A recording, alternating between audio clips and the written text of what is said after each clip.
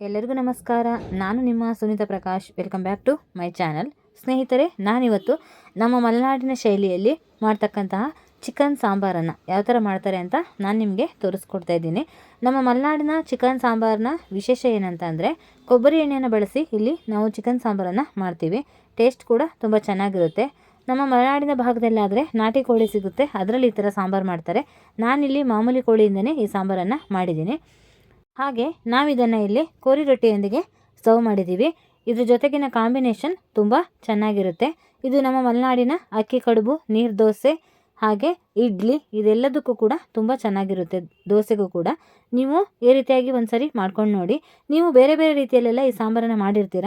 ನಮ್ಮ ಈ ಮಲೆನಾಡಿನ ಶೈಲಿಯಲ್ಲಿ ಒಮ್ಮೆ ನೀವು ಮಾಡಿ ಇದನ್ನು ತಿಂದು ನೋಡಿ, ನಿಮಗೂ ಕೂಡ ಈ ರುಚಿ ತುಂಬ ಇಷ್ಟ ಆಗುತ್ತೆ.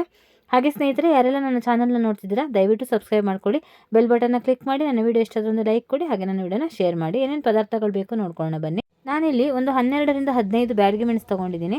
ಹಾಗೆ 1 ಟೇಬಲ್ ಸ್ಪೂನ್ ಆಗೋಷ್ಟು ಗಸಗಸೆ, ಹಾಗೆ ಚಕ್ಕೆ, ಲವಂಗ, ಏಲಕ್ಕಿ ಹಾಗೂ ಸ್ಟಾರ್ ಹೂವನ್ನು ತೊಗೊಂಡಿದ್ದೀನಿ. ಹಾಗೂ ಒಂದು 3 ಟೇಬಲ್ ಸ್ಪೂನ್ ಆಗುವಷ್ಟು ಧನಿಯಾ ಬೀಜವನ್ನು ತೊಗೊಂಡಿದ್ದೀನಿ. ಹಾಗೆ ಸ್ವಲ್ಪ ಶುಂಠಿ, ಹಾಗೂ ಒಂದು 8ರಿಂದ 10 ಎಸಳು ಬೆಳ್ಳುಳ್ಳಿ, ಹಾಗೆ 1 ದೊಡ್ಡ ಟೊಮೆಟೊ, ಹಾಗೆ 2 ಈರುಳ್ಳಿ ಮೀಡಿಯಮ್ ಸೈಜು ಕಟ್ ಮಾಡಿ ಇಟ್ಕೊಂಡಿದ್ದೀನಿ. ಹಾಗೆ ಸ್ವಲ್ಪ ಕೊತ್ತಂಬರಿ ಸೊಪ್ಪು, ಹಾಗೂ ಇಲ್ಲಿ ಈ ಕಪ್ನಲ್ಲಿ 1 ಕಪ್ ಆಗುವಷ್ಟು ತೆಂಗಿನಕಾಯಿ ಹುಳನ ಹೆಚ್ಚಿಟ್ಕೊಂಡಿದ್ದೀನಿ.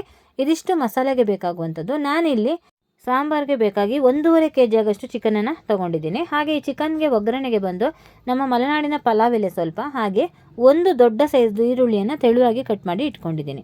ಮೊದಲನೇದಾಗಿ ನಾವಿಲ್ಲಿ ಮಸಾಲೆಯನ್ನು ಹುರ್ಕೋಬೇಕಾಗುತ್ತೆ. ನಾವಿಲ್ಲಿ ಮಸಾಲೆ ಹುರಿಯೋದಕ್ಕೆ ಕೊಬ್ಬರಿ ಎಣ್ಣೆಯನ್ನು ಹಾಕ್ಕೊಂಡಿದ್ದೀನಿ 1 ಟೇಬಲ್ ಸ್ಪೂನ್ ಆಗುವಷ್ಟು.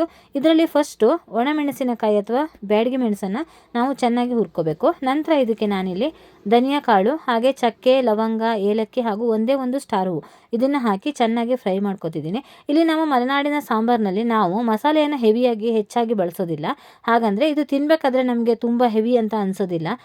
ಲೈಟಾಗಿ ನಾವು ಮಸಾಲೆಯನ್ನು ಹಾಕಿ ಸಾಂಬಾರು ಮಾಡ್ತೀವಿ. ನೀವು ಈ ಥರ ಒಂದ್ಸರಿ ಮಾಡ್ಕೊಂಡು ನೋಡಿ, ನಿಮಗೂ ಇಷ್ಟ ಆಗುತ್ತೆ. ಹಾಗೆ ನಂತರ ಮತ್ತೆ ನಾನು 1 ಟೇಬಲ್ ಸ್ಪೂನ್ ಎಣ್ಣೆಯನ್ನು ಹಾಕ್ಕೊಂಡು ಇದಕ್ಕೆ ಶುಂಠಿ, ಬೆಳ್ಳುಳ್ಳಿ, ಈರುಳ್ಳಿ, ಹಾಗೆ ಟೊಮೆಟೊ ಇದೆಲ್ಲವನ್ನು ಹಾಕಿ ನಾನಿಲ್ಲಿ ಮತ್ತೆ ಫ್ರೈ ಮಾಡ್ಕೊತಾ ಇದ್ದೀನಿ. ಇದನ್ನೆಲ್ಲವನ್ನು ಕೂಡ ಅಷ್ಟೇ ಹಸಿ ವಾಸನೆ ಹೋಗೋವರೆಗೂ ಚೆನ್ನಾಗಿ ಇದನ್ನು ನಾವು ಫ್ರೈ ಮಾಡ್ಕೋಬೇಕು. ಇದು ಫ್ರೈ ಆಗಿದೆ ಅಂತ ಅನಿಸಿದ ಮೇಲೆ ನಾವಿಲ್ಲಿ ಇದಕ್ಕೆ ಕೊತ್ತಂಬರಿ ಸೊಪ್ಪನ್ನು ಹಾಕಿ ಸ್ವಲ್ಪ ಫ್ರೈ ಮಾಡಿಕೊಂಡ್ರೆ ಸಾಕು. ಆಮೇಲೆ ನಾನಿಲ್ಲಿ 1 ಟೇಬಲ್ ಸ್ಪೂನ್ ಆಗುವಷ್ಟು ಅರಿಶಿನ ಪುಡಿಯನ್ನು ಹಾಕಿದ್ದೀನಿ. ಇದೆಲ್ಲವನ್ನು ನಾವಲ್ಲಿ ತಣ್ಣಗಾಗಲಿಕ್ಕೆ ಬಿಡಬೇಕು, ಆಮೇಲೆ ರುಬ್ಕೊಳ್ಳೋಣ. ಅಷ್ಟರಲ್ಲಿ ನಾವು ಚಿಕನನ್ನು ಬೇಯಿಸ್ಕೊಳ್ಳೋಣ. ನಾನಿಲ್ಲಿ ಒಂದು ಕಡಾಯಿಯನ್ನು ಬಿಸಿ ಮಾಡಿಕೊಂಡು ಒಂದು 3 ಟೇಬಲ್ ಸ್ಪೂನ್ ಆಗುವಷ್ಟು ಕೊಬ್ಬರಿ ಎಣ್ಣೆ, ಈರುಳ್ಳಿ, ಪಲಾವ್ ಎಲೆ, ಹಾಗೆ ಅರಿಶಿನವನ್ನು ಹಾಕಿ ಫ್ರೈ ಮಾಡ್ಕೊಂಡಿದ್ದೀನಿ. ಇಲ್ಲಿ ಈರುಳ್ಳಿ ಚೆನ್ನಾಗಿ ಫ್ರೈ ಆದ ನಂತರ ನಾವಿಲ್ಲಿ ಇದಕ್ಕೆ ಚಿಕನನ್ನು ಸೇರಿಸ್ಕೋಬೇಕಾಗುತ್ತೆ. ಚಿಕನನ್ನು ಸೇರಿಸ್ಕೊಂಡು ಇದಕ್ಕೆ ರುಚಿಗೆ ಎಷ್ಟು ಬೇಕಾಗುತ್ತೆ ನೋಡಿ ಅಷ್ಟು ಉಪ್ಪನ್ನು ಹಾಕ್ಕೊಂಡು ಇದನ್ನು ಚೆನ್ನಾಗಿ 1-2 ಸಲ ಮಗ್ಸ್ಕೋಬೇಕು. ಎಲ್ಲ ಕಡೆ ಮಸಾಲೆ ಅದರದ್ದು ಹಿಡಿಬೇಕು. ನಂತರ ನಾವು ಇದಕ್ಕೊಂದು ಮುಚ್ಚಳವನ್ನು ಮುಚ್ಚಿ ಒಂದು 5 ನಿಮಿಷಗಳ ಕಾಲ ಬಿಟ್ಟರೆ ಇದು ಬೇಗ ಬೆಂದ್ಕೊಳ್ಳುತ್ತೆ. ಇಲ್ಲೇನು ವಿಸಿಲ್ ಹೊಡಿಸುವಂಥ ಅಗತ್ಯಗಳು ಇರೋದಿಲ್ಲ, ಯಾಕಂದರೆ ಇದು ಮಾಮೂಲಿ ಚಿಕನ್ ಆಗಿದ್ದರಿಂದ ಬೇಗ ಬೆಂದ್ಕೊಳ್ಳುತ್ತೆ. ಇದು ಇವಾಗ ಬೆಂದಿದೆ. ನಂತರ ನಾವಿಲ್ಲಿ ಏನು ರುಬ್ಬಿಟ್ಕೊಂಡಿದ್ದೀವಿ ಆ ಮಸಾಲೆಯನ್ನು ಹಾಕಿ ಇಲ್ಲಿ ನಾವಿದನ್ನು ಮತ್ತೆ ಒಂದು ಕುದಿಸ್ಕೋಬೇಕಾಗುತ್ತೆ. ಇಲ್ಲಿ ನೀವು ನೀರನ್ನು ಕನ್ಸಿಸ್ಟೆನ್ಸಿ ನೋಡಿಕೊಂಡು ಅಡ್ಜಸ್ಟ್ ಮಾಡ್ಕೊಳ್ಳಿ. ಹಾಗೆ ಉಪ್ಪು ಖಾರ ನೋಡಿ ನೀವಿಲ್ಲಿ ಇವಾಗಲೇ ಅಡ್ಜಸ್ಟ್ ಮಾಡ್ಕೋಬೇಕಾಗುತ್ತೆ. ನಂತರ ನಾವಿಲ್ಲಿ ಇದನ್ನು ಚೆನ್ನಾಗಿ ಈ ಸಾಂಬಾರನ್ನು ಕುದಿಸ್ಕೊಂಡಿದ್ದೀವಿ. ನೀವೇ ನೋಡ್ತಾ ಇರ್ಬೋದು ಎಷ್ಟು ಕಲರ್ಫುಲ್ಲಾಗಿ ಎಷ್ಟು ಚೆನ್ನಾಗಿ ಬಂದಿದೆ ಅಂತ. ರುಚಿ ಕೂಡ ಅಷ್ಟೇ ಅದ್ಭುತವಾಗಿರುತ್ತೆ. ನಾವು ಇದನ್ನು ಕೋರಿ ರೊಟ್ಟಿಯೊಂದಿಗೆ ಸರ್ವ್ ಮಾಡಿದ್ದೀವಿ. ಇದ್ರ ಜೊತೆಗೆ ಈ ಸಾಂಬಾರು ತುಂಬ ಚೆನ್ನಾಗಿರುತ್ತೆ. ನಮ್ಮ ಮಲೆನಾಡಿನಲ್ಲಿ ನಾವು ಇದೇ ಮಸಾಲೆಯನ್ನು ಬಳಸಿ ನಾಟಿ ಕೋಳಿ ಸಾಂಬಾರನ್ನು ಇದೇ ರೊಟ್ಟಿಗೆ ಮಾಡ್ತೀವಿ. ತುಂಬ ಚೆನ್ನಾಗಿರುತ್ತೆ. ಈ ಸಾರು ಬಂದು ನಿಮ್ಮ ಎಲ್ಲ ತಿಂಡಿಗಳ ಜೊತೆಗೂ ಕಾಂಬಿನೇಷನ್ನು ಚಪಾತಿ, ಇಡ್ಲಿ, ದೋಸೆ ಎಲ್ಲದ್ರ ಜೊತೆಗೂ ತಿನ್ಕೋಬೋದು ನೀವು. ಎಲ್ಲ ತಿಂಡಿಗಳ ಜೊತೆಗೂ ಚೆನ್ನಾಗಿರುತ್ತೆ, ಹಾಗೆ ಅನ್ನದ ಜೊತೆಗೂ ಕೂಡ ಅಷ್ಟೇ ಚೆನ್ನಾಗಿರುತ್ತೆ.